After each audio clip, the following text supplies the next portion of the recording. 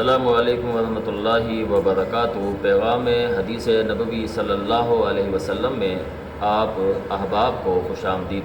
سنن نسائی حدیث نمبر 5774۔ حدیث کی راویہ امی عائشہ رضی اللہ تعالی عنہا ہیں۔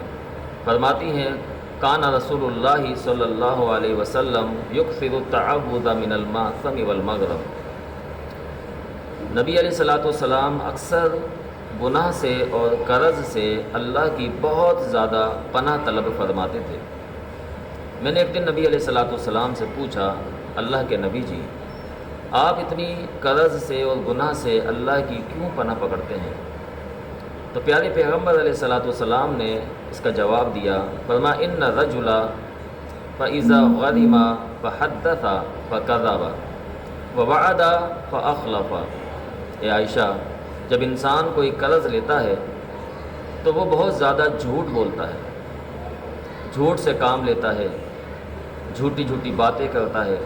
ووعد فاخلف، اور جب بھی کوئی وعدہ کرتا ہے تو اس وعدے کی مخالفت کرتا ہے، اس وعدے کی پاسداری نہیں کرتا، جس کی وجہ سے اللہ رب العالمین کی رضا سے انسان بہت دور چلا جاتا ہے۔ محترم سامعین، یہ گناہ اور قرض آپ علیہ السلام اس سے اکثر اپنی دعاؤں میں یہ مانگا کرتے تھے، اللہم انی اعوذ بک من المعثم والمغرم۔ صحیح بخاری کی بھی حدیث ہے، آپ علیہ السلام اکثر اسے نماز میں پڑھتے تھے، نمازوں کے علاوہ پڑھتے تھے۔ ہمیں بھی چاہیے کہ اس دعا کا اہتمام کریں۔ نبی علیہ السلام نے تو اس بندے کی، اس صحابی کی نماز جنازہ نہیں پڑھائی جس نے قرض لیا ہوا تھا۔ آپ نے فرمایا کہ کوئی ہے تم میں سے جو اس کا قرض ادا کرنے کا وعدہ کرے؟ ایک صحابی کھڑے ہوئے کہا، اللہ کے نبی جی، میں وعدہ کرتا ہوں کہ اس کا قرض ادا کروں گا۔ تب جا کے نبی علیہ السلام نے اس کا نماز جنازہ پڑھایا۔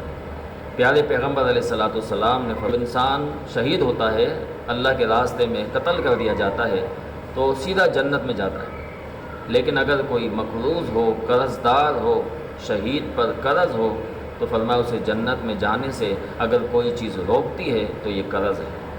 شہید ایک بہت بڑا مقام ہے، اور آج محترم بھائیوں ہمارا کیا معاملہ ہے؟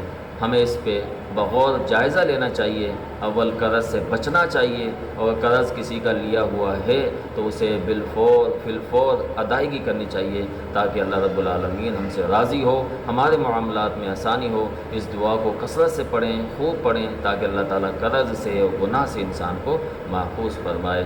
جزاکم اللہ خیر و احسن الجزا۔